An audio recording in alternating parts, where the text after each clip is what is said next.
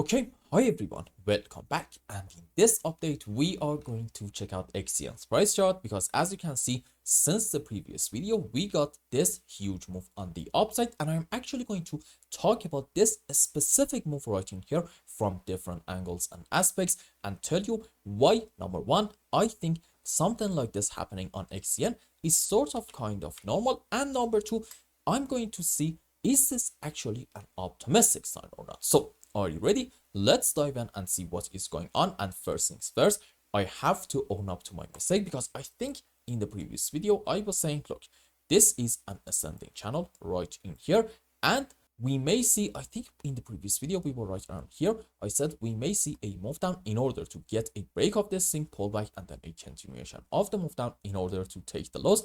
However, as you can see, we definitely didn't do that. Now, question is, can I say that we actually got a break out of our channel? And well, the answer to that, believe it or not, is no. Why? Because let's just go around here. Excuse me. Where is it? Okay, there we go. Whenever you are having an ascending or maybe a descending channel, doesn't really matter. This rule does apply to both of them.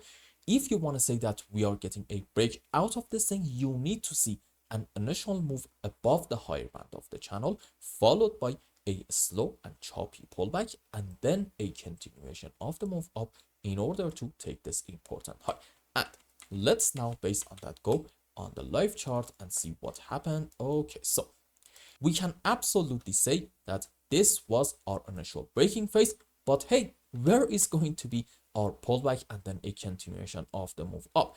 If right around the current area, we would have, for example, gotten something like this, maybe a pullback to around here, and then a move on the upside. Yeah, you know what? Fair enough. At that point, I was able to tell you, you know what? Maybe we have gotten a break out of our channel, and this can be a very, very bullish sign. However, right now, based on what I'm seeing, and especially since we are now back in the channel, I really don't think that I should say, you know what, we got a successful break of this thing, and hence this is like a very, very bullish sign.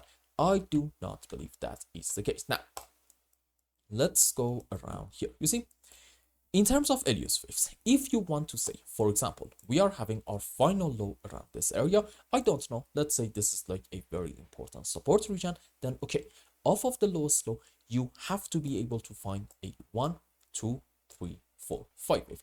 This specific structure is called an impulsive movement. Rules for it are, we should not have overlapping of the waves between wave 2 and 4, and in any kind of 5 wave, wave 3 should not be the smallest wave. And in terms of the subwaves, you probably know what I'm about to say in case that you are a regular viewer of the channel. We must be able to find 5 wave up into wave 1, 3, and 5. There we go. And for wave 2 and 4, we can have different scenarios.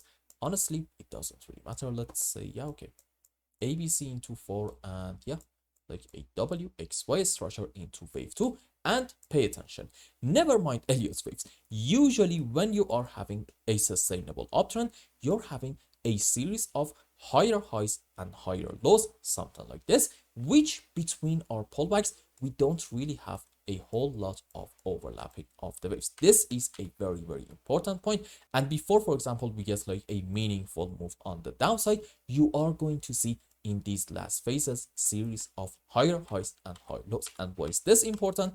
Because let's go on the live chart. As you can see right in here, we just got a straight move up without really setting a whole lot of higher highs and higher lows. And sure, I guess you can say these are a series of higher high and higher lows. However, in terms of Elliott waves, let me ask you this. Let's actually delete all the waves in here so you can see the structures a bit better. Excuse me. There we go. So, question for you. How exactly are you able to show me in here a 5-wave impulsive structure? First of all, I do not even believe that we are having a 5-wave in here. Second of all, okay, there is a chance that we're not going to have a 5-wave, but instead, maybe this is going to be some sort of a diagonal structure. However, even having that structure is like very, very much up for debate. So, you know what? Maybe that shouldn't really be our primary case. I mean, sure, if, for example, we would have gotten something like this, a consolidation pattern, and then another move on the upside. Maybe at that point I was able to tell you that this initial bounce to about here is a wave 1, followed by to about this point correction for wave 2. Maybe, I don't know, let's say some sort of a flat structure, and then good move up into wave 3, 4, 5. However, we didn't get a slow move down in here. Instead, we are having quite a decent move on the downside. And by the way, here is actually a top tip for you. I think soon we are going to get maybe a short-term decent bounce. Why is that? Let's go on 5-minute time frame. You see, in my view, we are having off of this high 5 wave down into 1, and this is an A, B, C zigzag into wave 2, good move down into wave 3, correction for 4, either to about here or here, doesn't really matter a whole lot, and another move down into wave 5, and on a higher degree, this red 5 wave can be into wave 3, correction for 4, another move down into wave 5. The points that I'm trying to make is this. Number one, seems like right now we are reaching to about the middle band of this important descending channel in the midterm. Let's go on H4 time frame. There we go. I mean this channel right in here. And number two, seems like we are at the end of completing a 5 wave on the downside. So even if you want to be pessimistic, then okay, even after a 5 wave, we are going to have a move on the upside. However, in that move, I need you to pay attention to two very important things. Number one, pay attention to the shape of the move. Why? Because if we get a slow and choppy move up, and between our pullbacks, we're just going to constantly have overlapping of the waves, you know what? That's not really going to be a good sign, suggesting, well, okay, this is 5 wave down, this is correction up. Overall, we are most likely dealing with a bearish setup, indicating the next move is going to be another 1, 2, 3, 4, 5 wave down in order to take the lowest low, all the way down here about, let's say, 1 cent area. On the other hand, if we end up getting, I don't know, let's be actually a bit optimistic and say like a very strong bounce back, a 1, 2, 3, 4, 5. I want to be very clear, this isn't necessarily my primary case, but you know, we should be objective and at any given moment be able to come up with a bullish and a bearish count at the same time. So this is definitely in the interest of that. If we see a 5 wave, something like this, okay, fair enough, that can be an optimistic sign. And point number two, in case we end up having a correction structure, I need you to actually pay attention to just how deep that corrective movement is going to be. Why? Because I think that is going to determine how strong the next phase down is going to be. Why? Okay, let's just go around here. Simple reason. You see, let me just break it down by a very, very classic example. We say in an ABC, if you want to know what is going to be the target for your C leg, you need to pay attention to how deep your B leg actually is. For example, we say if in terms of retrace, we reach to about, let's say, the 61.8% level right in here. At that point, your target for wave C is going to be somewhere around the 1.618 of the Fibonacci extension level right in here.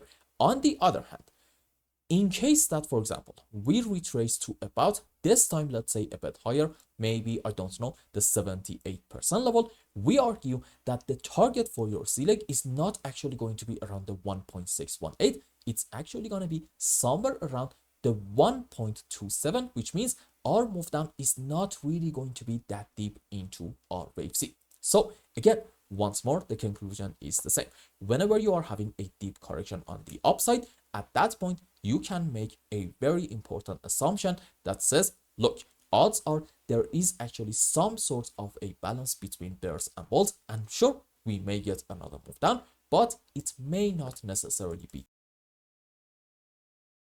that deep. That's why I'm telling you right now, pay attention to the shape of the coming move up that we are going to get. I'm going to say probably in the next 3 to 5 days. If we get a very slow move up, and also that's not going to be a deep correction, okay, we might be in a spot of trouble, suggesting the next move is going to be quite a big one down, and in it we are going to take all the recent loss. So this was in terms of what might happen in the short term in XCN. Now, if you remember at the beginning of the video, I said I'm going to tell you why having something like this is sort of kind of normal. Let's go around here. You see, whenever you are having couple of highs quite close together, something like this. And whenever you are actually having a sustainable up or maybe downtrend, usually around the highs, a lot of people are opening some short positions, a lot of mostly actually amateur traders, and they hope that we are going to continue our move down. And in some cases, the price is going to cooperate with them. However, in some other scenarios, instead, you are going to see a good move up, and in that move, we are going to hit all these stop losses that were put above the highs, and as a result, you're actually going to see a rather sharp rise. And this, my friends, is called a short squeeze. And why the recent move on the upside in XCN is normal? Because unfortunately in ONYX coin, we do have a habit of seeing short squeezes quite a lot. Let's just do this, and maybe it's best to hide everything. Okay, as you can see, this can be a quick short squeeze, another one right in here, another one definitely right in here, and let's just go around here. There we go.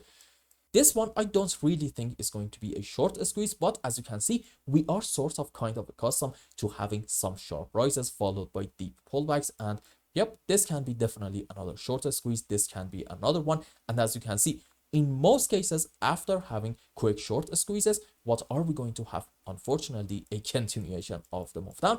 And right in here in XCN, you can definitely say this thing is going to also fall into the category of a beautiful short squeeze process, meaning it's basically a trap for the people who want to be bullish and overwhelmingly optimistic, and instead, well, unfortunately, we may end up getting a move down in order to take the loss. And why do I insist that we go down and take them up? Because right around here, if you want to say that in ONYX coin, we have hit our final low, I'll be honest with you, I don't really see a whole lot of strong supports in here in order for me to be able to say, you know what, fair enough, we got our bounce from this important region, so let's hope that this is going to hold. No, instead, we do have a very important support, but it's actually right in here between 0.85 to around 0.96 of a cent. So from my POV, makes sense to argue, since also this is a very, very clear gap that was created as a result of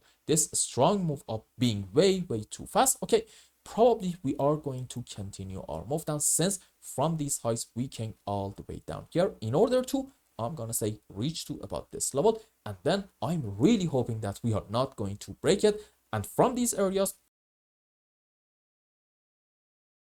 okay, absolutely fine, we can start bottom hunting and wait and see some very, very optimistic structures. For example, I'm talking about a 1, 2, 3, 4, 5 followed by a correction structure on the downside. And if we see something like this from here, you know what, okay, this can be a beautiful, beautiful long opportunity for you, in hope that we get the next major phase of the bull run. So for now, I think we need to be a bit patient. Also, let's count on a move on the upside, but maybe it's best to not necessarily count on it being such a bullish sign. Let's see a correction structure in here and also pay attention to how deep it's going to be. And then if we get another move down, it's actually going to be quite normal. And even in it, we might go and take the lows all the way down here. And if we do that, please, please do not panic. That's just part of the process. And I hope I explained everything well and you understood what is going on in ONYX coin's price chart. Anyway, if you found any value in my content, I would really appreciate if you like this video and consider subscribing to my channel and follow me on Twitter. And if you want more, maybe you want a complete analysis for your own specific crypto, or maybe you want to learn some decent TA in order to be able to make good money in the markets, you can become a member and ask me anything you want. And until the next update, I hope you have a wonderful time. Goodbye.